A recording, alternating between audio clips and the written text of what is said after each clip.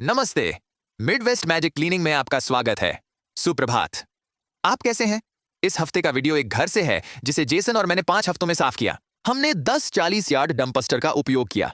आपको यह समझाने के लिए कि वे कितने बड़े होते हैं, वे ट्रेन की एक कार के आकार के होते हैं। वे लगभग 22 फीट लंबा, 8 फीट चौड़ा और 8 फीट ऊंचा होता है। मेरे क्षेत्र में उन चीजों को हफ्ते के लिए किराए पर लेने में $800 खर्च होते हैं। मालिक अब यहां नहीं रहते। पत्नी का निधन हो गया। परिवार ने अंततः आगे बढ़ने का फैसला किया और जो कुछ भी आप यहां देख रहे हैं वह उस परिवार द्वारा छोड़ दिया गया। अब हम इस कार्यालय को जल्दी से साफ करेंगे, परंतु वास्तव में यह इस वीडियो का महत्वपूर्ण भाग नहीं है। वीडियो का बड़ा हिस्सा यह विशाल गैरेज होगा जो इतना बड़ा है कि आप उसमें एक हवाई जहाज भी पार्क कर सकते हैं। लेकिन मैं आपको यह दिखाने का एक कारण यह है कि एक, हमने किया, इसलिए हमें आपको इसे दिखाना चाहिए। लेकिन दूसरा, वास्तव में यह कमरा होर्डिंग डिसऑनर्डर के बारे में 2 बातें सिखाता है। तो इसका पहला भाग यह है कि परिवार की पत्नी को होर्डिंग डिसऑनर्डर था और ऐसा नहीं लगता कि घर के किसी और में यह था। उन्हें बस इसके साथ ही रहना पड़ा और यह कार्यालय स्पष्ट रूप से केवल उस आदमी का कमरा था। यही वह जगह थी जहां उसके MMA मैगजीन्स और उपकरणों का कलेक्शन था। उसके पास कुछ DVD और VCR टेप भी थे। उसके कपड़े यहां थे और घर के हर दूसरे इंच और हर कमरे में महिलाओं के कपड़े भरे हुए थे। और भी बहुत कुछ था, लेकिन मुख्य रूप से महिलाओं के कपड़े। यह कमरा एक उदाहरण है कि कैसे होर्डिंग डिसऑनर्डर लोगों के जीवन में तब भी प्रवेश कर जाता है और सम्मिलित हो जाता है जब उन्होंने पूरी तरह से लड़ाई छोड़ दी होती है।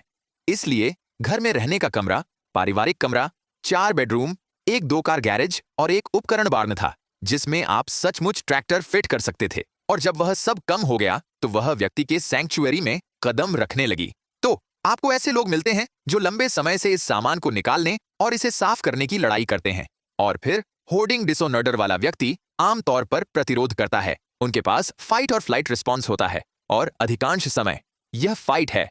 वे उन वाक्यांशों को सीखते हैं जिन्हें वे उपयोग कर सकते हैं और अपनी आवाज के स्वर और मात्रा को उस तरह से बदल सकते हैं ताकि लोगों को उनका सामान फेंकने से डरा सकें। और अंततः जो लोग उनके साथ रहते हैं वे बस हार मान लेते हैं। अब यह एक ऐसी चीज है जिसके बारे में मैं चैनल पर अधिक बात नहीं करता, क्योंकि मेरे चैनल का मुख्य बिंदु यह समझना है कि वास्तव में होर्डिंग डिसऑनर्डर या ADHD या OCD क्या है और उन लोगों के लिए सहानुभूति रखना है जिनके पास यह है, क्योंकि वे इसे बदल नहीं सकते। जैसे वे, कहिए, अगर उन्हें सिजोफ्रेनिया होता तो वे नहीं बदल सकते।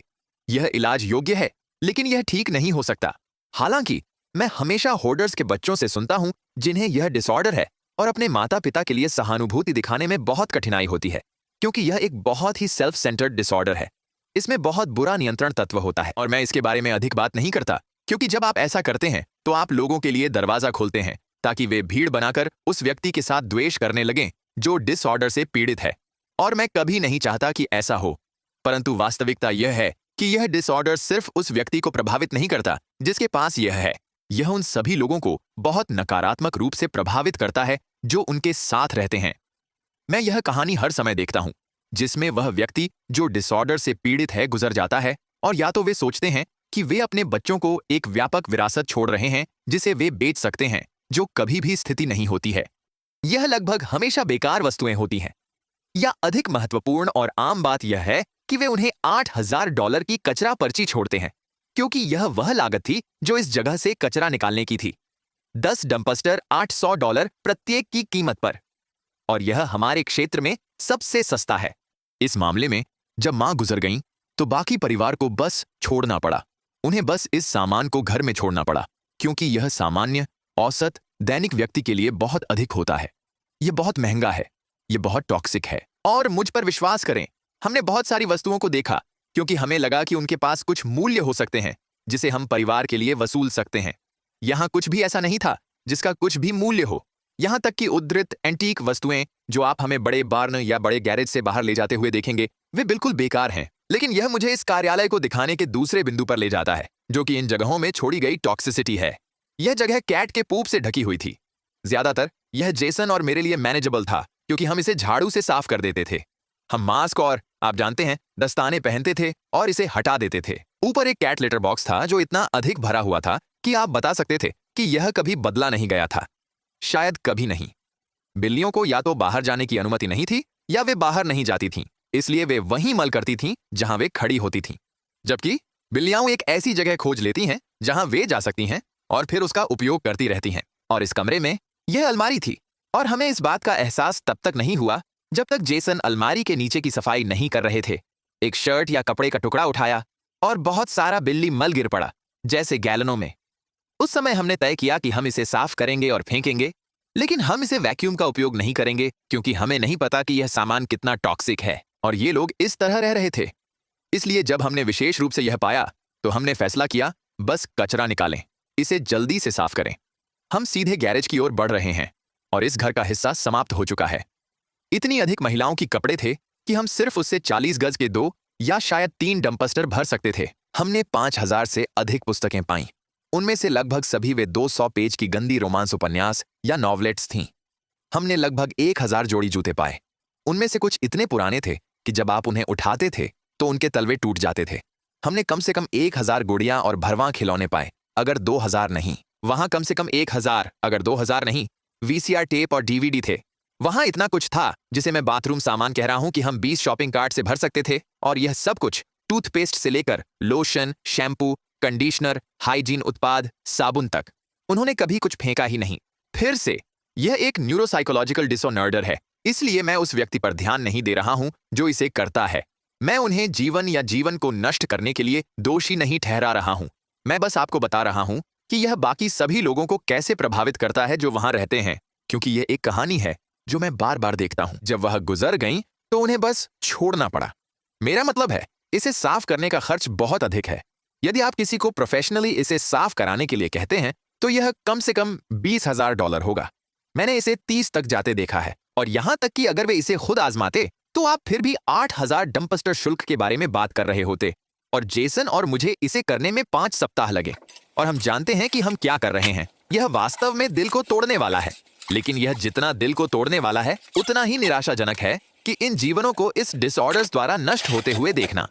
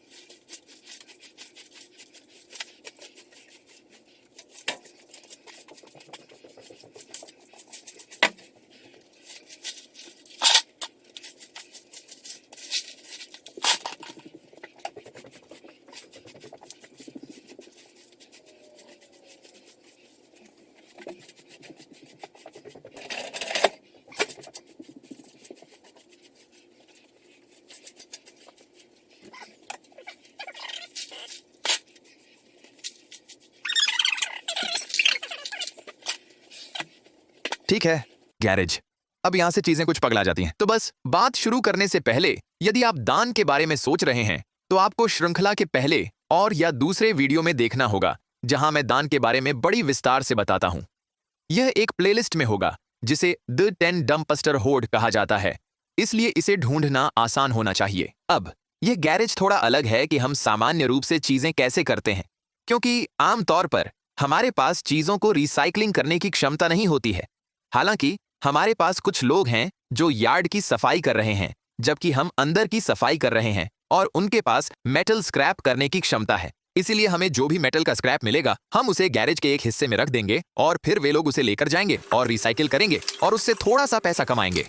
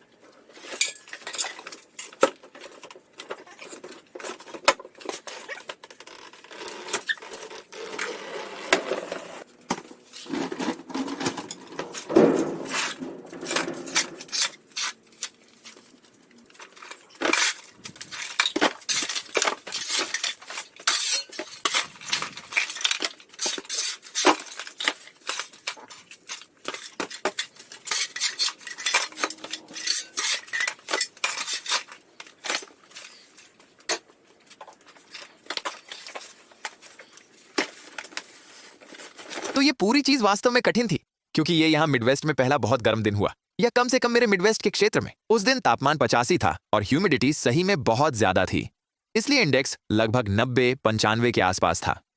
और आप इसे हमारे ऊपर पसीने की भारी मात्रा से बता सकते थे। हम जितनी बार संभव हो उतनी बार ब्रेक ले रहे थे।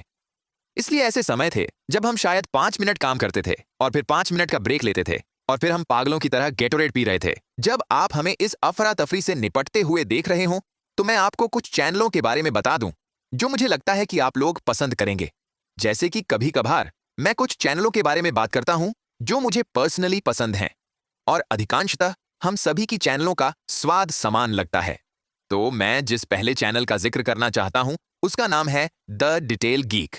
वह गाड़ियों की डिटेलिंग करता है, लेकिन वह वास्तव में खराब गाड़ियों की डिटेलिंग करता है।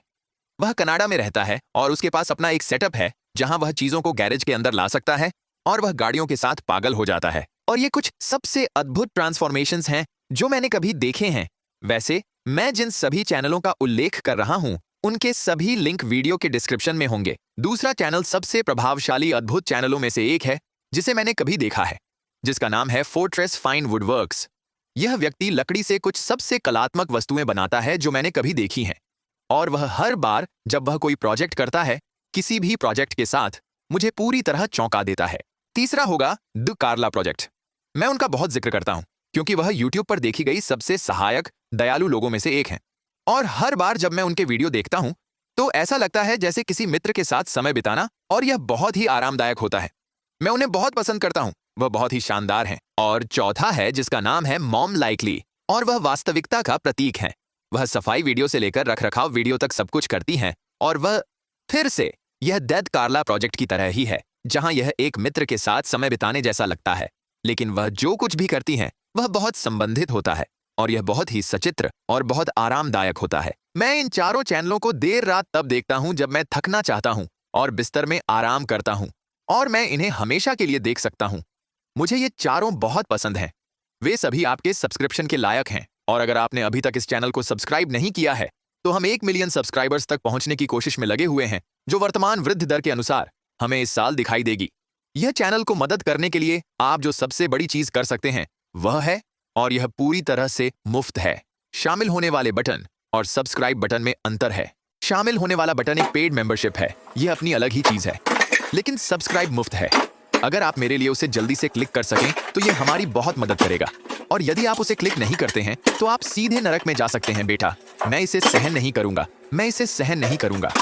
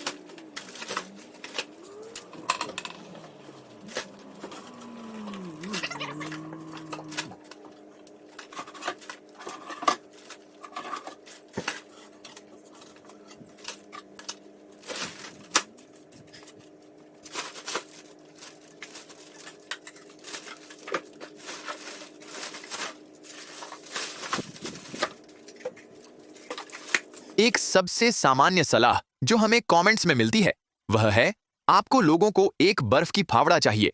इसलिए मैं इसे जल्दी से स्पष्ट करना चाहता हूं। यह वास्तव में इस कारण से है कि हम एक बर्फ की फावड़ा का उपयोग नहीं करते हैं जब तक कि हम कचरे के एक निश्चित खंड तक नहीं पहुंच जाते, और यह मुख्यतः एक लॉजिस्टिक्स है। बर्फ की फावड़ा छोटे कचरे जैसे डिब्बों या कागज के गोले, गंदगी आपकी माँ पर काम करती है। लेकिन जब आप बड़े कचरे के साथ निपट रहे होते हैं, जैसे मुझे नहीं पता, कपड़े बॉक्स, आपकी माँ, ये काम नहीं करता है। जब भी आप इसमें कचरा लगाना चाहते हैं तो सारा कचरा फावड़े से गिर जाता है और आप फावड़ा को कचरे में नहीं डाल सकते क्योंकि यह कपड़ों के बड़े ढेर में अटक जाता है। तो हम जो करते हैं वह वास्तव में हाथ से करना बहुत बहुत तेज है, जब तक कि हम छोटे कचरे के ढेर तक नहीं पहुंच जाते और फिर हम फावड़ा का उपयोग करते हैं।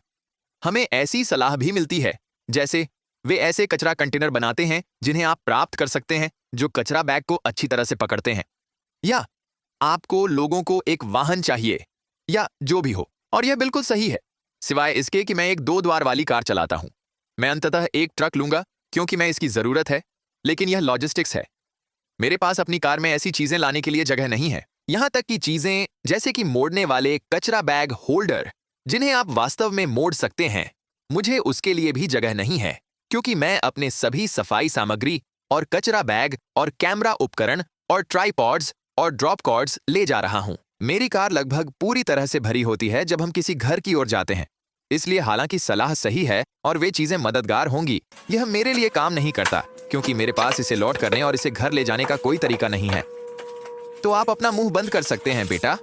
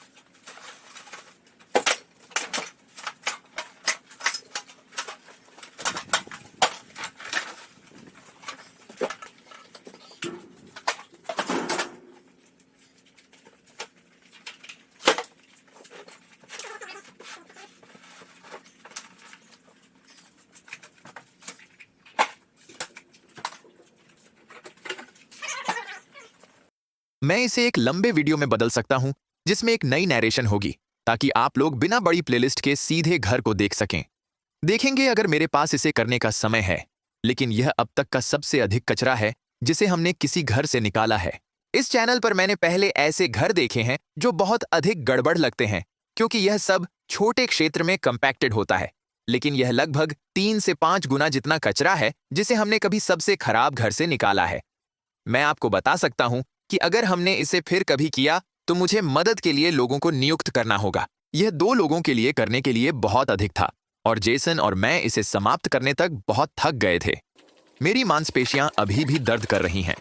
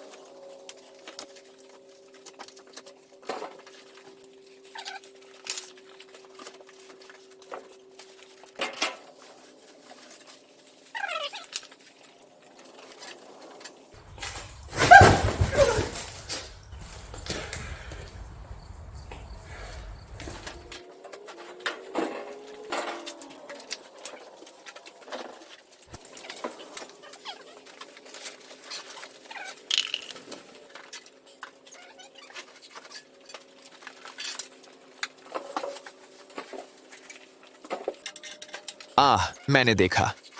हे प्रभु, क्या क्या अब मुझे हर सप्ताह ईमेल के माध्यम से मदद के लिए 20 से 50 रिक्वेस्ट्स मिलते हैं, जिनमें से कई यहां देखी गई बिल्कुल समान स्थिति में होते हैं। उनके माता पिता का निधन हो चुका है। उन्होंने इस विशाल राशि को विरासत में लिया है। उन्हें समझ में नहीं आता कि कहां से शुरू किया जाए। और हालांकि उनमें से अधिकांश की मैं मदद नहीं कर सकता, स्थान और यात्रा की लॉजिस्टिक्स और सभी के कारण जो सलाह मैं लोगों को देता हूं वह यह है कि इसे 3 फीट तक लो। अगर आपके पास इस तरह की वस्तुओं का एक बड़ा ढेर है और आप इसे इस तरह से सोचने लगते हैं कि मुझे गैरेज की सफाई करनी है, तो आप निश्चित रूप से अभिभूत हो जाएंगे। यह आपके मस्तिष्क के लिए समझने के लिए बहुत अधिक है। आप अपने आप को बहुत बड़े लक्ष्य के साथ ओवरलोड कर रहे हैं। तो मैं जो करता हूं वह यह है कि मैं मानसिक रूप से गैरेज के एक हिस्से को ग्रिड करता हूं और मैं कहता हूं मैं सिर्फ इस 10 फुट से 10 फुट के हिस्से को साफ करूंगा, या मैं इस 3 फुट से 3 फुट के काउंटर टॉप को साफ करूंगा। मैं गैरेज को बिल्कुल नहीं देखता, मैं उस छोटे से मानसिक ग्रिड को ही देखता हूं जो मैंने खुद को दिया है। लक्ष्य है सभी बड़े सामानों से छुटकारा पाना, जमीन तक साफ करना, फिर अपने लिए कुछ चलने की जगह बनाना, क्योंकि जैसे ही आप चलने के लिए जगह देते हैं बिना कचरे पर कदम रखे, तभी यह सबसे साफ दिखता है। जैसे ही आप फर्श पर चलने में सक्षम होते हैं बिना किसी बकवास के, तभी आपको लगता है कि आपने एक बड़ी उपलब्धि हासिल की है। और ऐसा घर या गैरेज जब कर रहे हों, वे छोटे उपलब्धियां, वे छोटे लक्ष्य और फिनिश लाइनें पूरे कमरे को स्वयं के रूप में अधिक महत्वपूर्ण होती हैं। तो जब हम यह कर रहे हैं तब भी 2 लोगों के दृष्टिकोण से जो मैं इसे करने में पेशेवर मानता हूं, मैं फिर भी कहता हूं कि मेरा एकमात्र लक्ष्य इस 10 फुट के हिस्से को जमीन तक साफ करना है। फिर हम ब्रेक लेंगे, चाहे हमें जरूरत हो या न हो। मेरे पास बड़ी सफाई चैनलों पर दोस्त हैं, जैसे कि क्लीन विद बार्बी और ए ब्यूटीफुल मेस, जो मेहनती होते हैं। वे मशीनें हैं, वे तब तक चलते रहते हैं जब तक चीजें हो नहीं जाती। पर्सनली मेरे पास वह नहीं है। मैं तब तक नहीं जा सकता जब तक मैं गिर न जाऊं।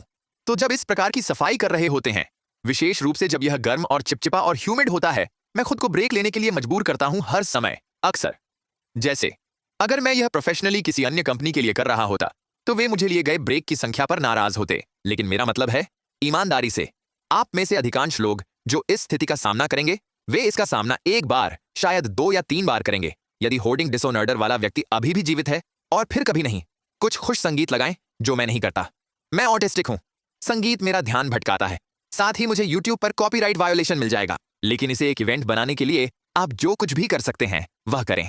कुछ खुश संगीत लगाएं और अपने सबसे अच्छे दोस्त या अपने रिश्तेदार या अपने घर के मूस के साथ गपशप करें जो आपके आसपास है जब आप इसे कर रहे होते हैं, और बस मजा करें।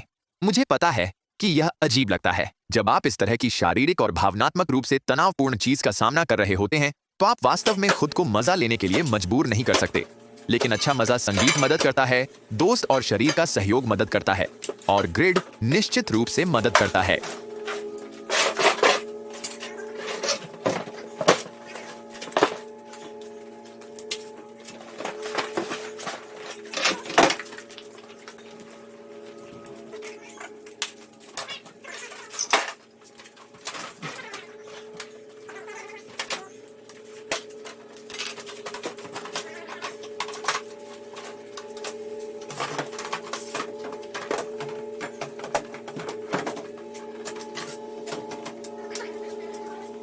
एक और चीज जो मैं सुझाव दूंगा वह यह है कि जब स्थिति इतनी गंभीर हो तो दान करने या चीजें बचाने की कोशिश में मत उलझें।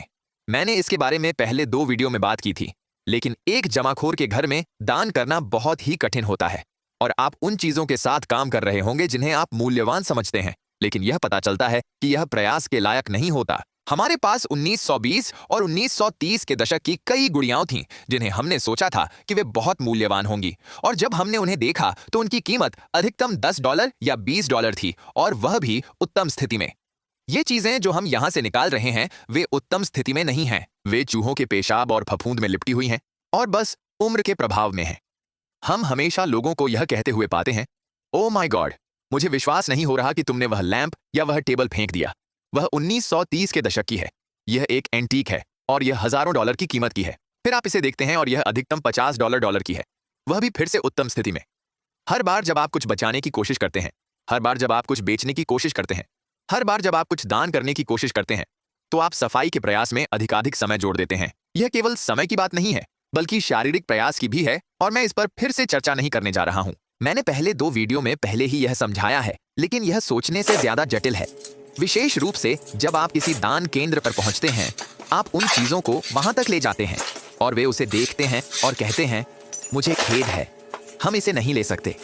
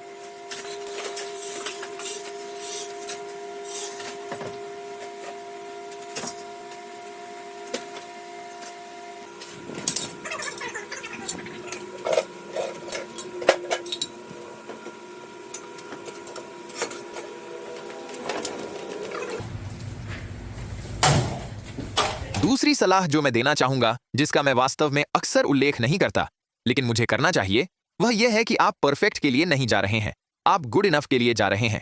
इसलिए आपको किसी ऐसे स्थान से हर एक अंतिम चीज निकालने की जरूरत नहीं है, लेकिन आपको इसे इतना स्पष्ट करना होगा कि यह कम से कम रहने लायक हो, यह कम से कम उपयोगी हो। तो जब भी आप डंपस्टर के साथ काम कर रहे हैं, कुछ चीजें हैं जिन्हें आप उसमें नहीं डाल सकते।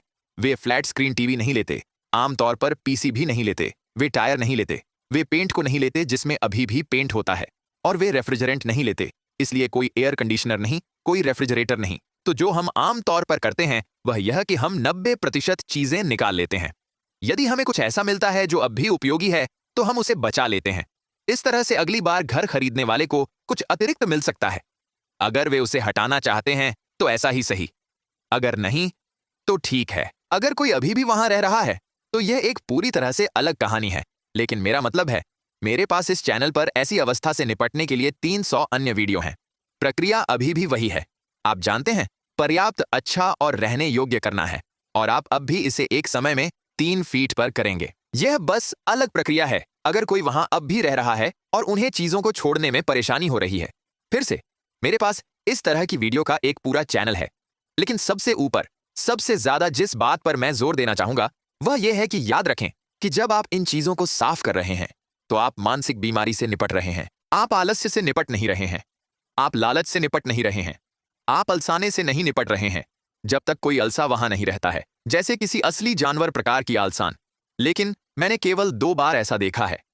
यह शायद आपको गुस्सा दिलाएगा जब आप इसे साफ कर रहे हैं। आप उन चीजों से मिलेंगे जो आपको निराश और गुस्से में डाल देंगी, और बस मुझे नहीं पता, यह आपको तनाव में डाल देगा। आपको ऐसी चीजें मिलेंगी जो भावनात्मक रूप से विनाशकारी होंगी।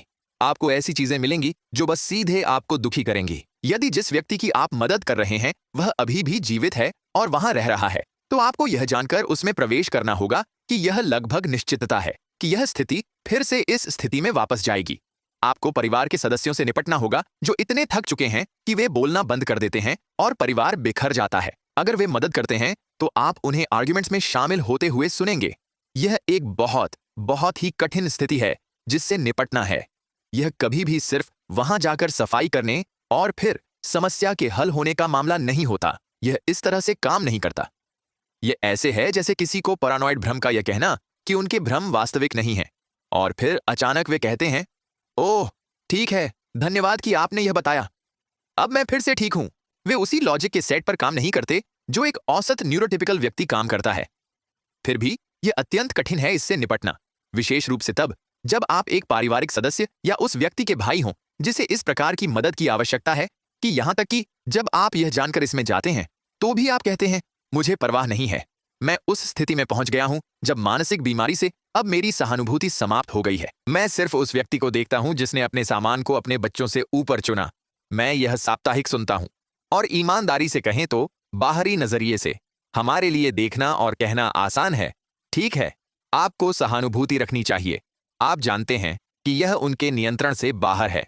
हमारे लिए उनके लिए यह कहना आसान है, लेकिन जब तक आप इसे नहीं जीते हैं, आप नहीं जानते कि वे किस चीज से गुजर रहे हैं, क्योंकि यह उन्हें मजबूरन सहना पड़ता है और हर किसी की असली ह्यूमन ब्रेकिंग पॉइंट होता है। यह एक जटिल मुद्दा है। यही कारण है कि मुझे यह पसंद नहीं है जब लोग कहते हैं, खैर आप क्यों नहीं बस खाली जगह भरें। जब आप इस समस्या के साथ काम कर रहे होते हैं तो कोई बस नहीं होता।